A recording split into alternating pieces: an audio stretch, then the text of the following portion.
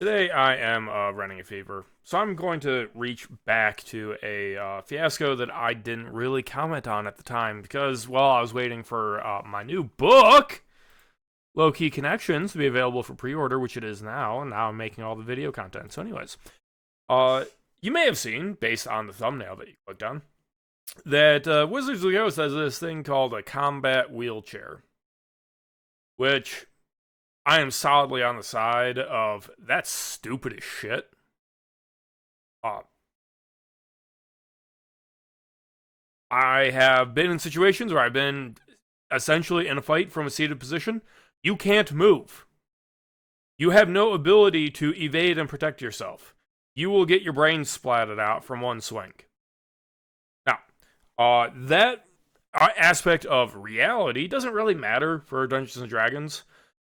Because like frankly, who plays the rules as written? Like it's a game of make believe that you usually are a couple beers deep with your friends. But the big fiasco, the reason it kept catching on was people just kept going like, why would anybody be crippled in a setting with magic? And you know, it's, 5th edition Dungeons and Dragons is most popular, so there I just pull up the spell and explain that magic is fucking stupid. Lesser Restoration, 2nd level Abjuration, which means a 4th level character can do that. Like, the average village has a 4th level caster. You touch a creature and end either one disease or one condition afflicting it. The condition can be blinded, deafened, paralyzed, or poisoned. Wizards of the Coast fucked up that wording. They do not mean permanent paralysis, blindness, deafened, or anything like that. Because those are all keywords used to modify an otherwise healthy person with effects so that they can pretend that Dungeons & Dragons combat is actually engaging in some way. Lesser Restoration is just magic to basically restore your combat condition from save or sucks.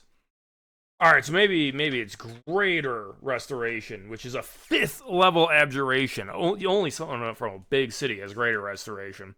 You imbue a creature you touch with positive energy to undo a debilitating effect. You can reduce the target's exhaustion level by 1, or end one of the following effects on the target. 1 effect that charmed or petrified the target. 1 curse, including the target's attunement to a cursed magic item. Any reduction to the target's ability scores. 1 effect reducing the target's hit point maximum.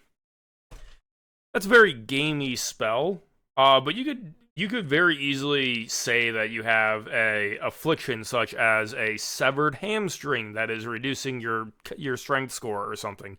And in order to undo the loss of the ability score, clearly that means Greater Restoration is healing your broken hamstring.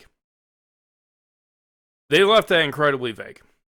You know what actually regenerates, say, a broken spine, leaving you that would leave someone paralyzed in a wheelchair? Maybe the 7th level spell Regenerate. You touch a creature and simulate its natural healing ability. The target regains 48 plus 15 hit points for the duration of the spell. The target regains 1 hit point at the start of each of its turn, 10 hit points each minute. The target's severed body members, fingers, legs, tails, and so on, if any, are restored after 2 minutes. If you have the severed part and hold it to the stump, the spell instantaneously causes the limb to knit to the stump. Alright. That spell costs 50 gold, if I remember this cost of holy water correctly. Realistically, though, someone that can cast Regenerate is probably making the holy water themselves, so that's 25 gold. Which gets into a whole nother conversation about the fact that gold makes no sense in the pre-written Dungeons & Dragons campaign modules. Because like a couple gold coins is supposed to be like more than an average peasant's like annual salary, and you can survive on that. And then you start looking at the costs of food, and it's just like, okay, you actually can't survive on that for like more than a week. And then you start asking questions like, well, why does this cost this much and that cost that much? Like, yada yada yada. And then you'll suddenly realize that the reason that they have built adventuring kits is because they don't know the cost of these things, and some things that are very useful to an adventurer are relatively cheap. Like, why do you have to pay money for a 10-foot pole? Now, Let's all ignore that for a sec, because functionally at 25 gold, any adventurer knows at that point that 25 gold is worthless. It's nothing. It's basically zero. So realistically, that means that the world of a Dungeons and Dragons setting somewhere has, a cleric presumably that can cast a 7th level transmutation, probably twice a day, possibly more. Now, is this person famous? Probably, but they're probably going to regenerate somebody every day for pay, probably. So you might just say, "Oh, well, it's too expensive to get your crippling injury fixed." But it only costs them 25 gold. There should be a person there every day getting fixed. Every single one of these people that can play Magic Surgeon should be fixing someone. Well, I think actually the fixing of broken injuries is the lesser crime compared to bringing people back from the dead. Because there just is no setting that actually understands the implications to society of regularly and essentially easily being able to resurrect, reincarnate, revivify, restore the dead back to life. It's going to have immediate and direct knock-on effects to how people react to danger and to adventuring. That just doesn't really get realized outside of like bizarro settings. Like you'll end up with a situation where the attitudes of the chucklefucks in Konosuba makes sense because there's actually a relatively low chance of something going terribly wrong that can't just be fixed with magic, which makes her a nonsense setting. Now, that can be fine for a game, but this is actually supposed to be a literary channel, right? So it will break any setting where the reader is sitting there supposed to buy into the idea that the characters in this world are intelligent, rational, and acting in their own best interest. AKA, that they're real human beings. That is the illusion a story is trying to cast, typically. And if nobody has really adapted to the fact that crippling loss of limbs, death, just the fact that you can teleport and scry and like divination is actually accurate, they haven't adapted to these spells. Why is the reader supposed to believe that the characters are intelligent, rational, and able to act? These are world warping effects. The idea that there just aren't maimed and crippled people after a war, that's going to have massive impacts on people's attitude about going to war. Because if there aren't, the typical grizzled war veterans drinking in the bar, commiserating over their missing limbs and the bastards that took them on the other side of the border, and the foul blood between them, are you really going to have national stakes and allegiances the way that we did in history? Are people going to be loath to go march off to war? Or is it going to be looked at, or are people going to turn it into just like an economic transaction? That, hey, man, this isn't worth it. Like, I'm probably going to end up in debt trying to get my arm back. Like, what the hell? You end up with a non-Earth world that I guess you can try and tell a story in such a bizarre setting, but if you introduce this magic and then act like it doesn't have an impact, you're creating just a pile of shit. Maybe that's a hot take. I don't really care. I write epic fantasy all the time.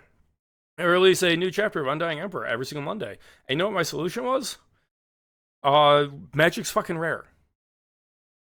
Because as soon as you start introducing the idea that there are magic spells that just fix these common problems people have, these problems that define the way humans live their lives and build their relationship, once you start changing that, you're going to end up with essentially a non-human society.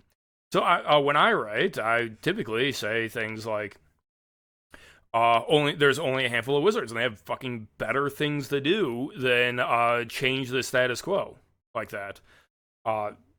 Perhaps the magic is limited to the aristocracy, and the effects of that are going to be limited to the high elves, who do act super strange and acknowledge the fact that they're living for thousands of years because magic keeps them alive, and that's why they're the ruling class, don't you know? Get back in line, you dirty peasant.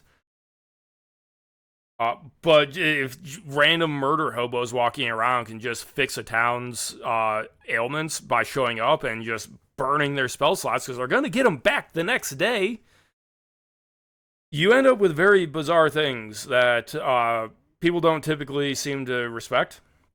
I actually really liked how this got addressed in the anime and manga The Faraway Paladin, where the main character Will has the ability to just show up, miracle, cure everyone's illnesses. And he gets called out by the other priests because it's easy for him. But if he goes around doing it for free, then the priests that need to make a living off of that as doctors suddenly won't be able to sell their services to those people. Because everyone will just be like, oh, well, the faraway paladin does it for free. Why aren't you doing it for free? You'll get your magic back tomorrow when it's an economic transaction that enables them to go around traveling and accruing expenses. I thought that was actually really well handled. Faraway Paladins, great. Even though it is basically directly a Dungeons & Dragons setting. It might be on course to kind of fall apart as more things get explored. Like, the whole thing with the Lords of the Forest was pretty dubious. I think even the author is wary of exploring the consequences of what he did to the elves there. But all this to say, this is why I don't write stories that bring the dead back to life, that make healing easy, except in like specific narratively important senses. You screw up the perceived stakes if you can just bring characters back. If you like to just bring up another parallel, as soon as you introduce the multiverse and you just start bringing in dead heroes from other timelines, why do you care when people die? Because you'll just get other copies of them from other timelines, so it doesn't matter, and it stops making sense. And that's basically what happens when you have a world where, oh, let me just fix let me just replace your broken leg and I'll mend your damaged spine. I'll just fix that because I'll get the spell slot tomorrow. How many people are out there? How many disabled people a day can they fix? Maybe a few of those people don't want to be fixed, but overwhelmingly, the people would opt to go back to a fully functioning body, depending on the cost. That's how, free market exchanges work. So you end up with a world that doesn't look like Earth. And if you don't recognize that as the consequences of your choices, you are making a mistake. That said, combo wheelchair is dumb. You don't have the mechanical advantage to move yourself easily, and if you just say, oh, well, the wheelchair is magic, it's moving around, just make it golem. You have introduced this mechanical magic and you're wasting it on motoring someone around. Really? You can't think of any other uses for a magic ability to turn a wheel for high torque? You can't imagine how that might, say, I don't know, make vehicles and destroy your medieval fantasy setting because the characters in it are rational characters. But I'm just an author. I'm just a self-help guy. If you want to see a product of my fantasy imagination, you can pick up a copy of Low Key Connections, available for pre-order now. Link in the description. Also in the link, there is the Guilded server that I use to run my book club, where we read every month we read a book together. Last month was Solomon Kane. We'll be doing a live stream in a few days on that. This coming month, April, is going to be Fyodor Dostoevsky's Notes from Underground. And you can join the Guilded server for free. If you'd like to check that out and join us.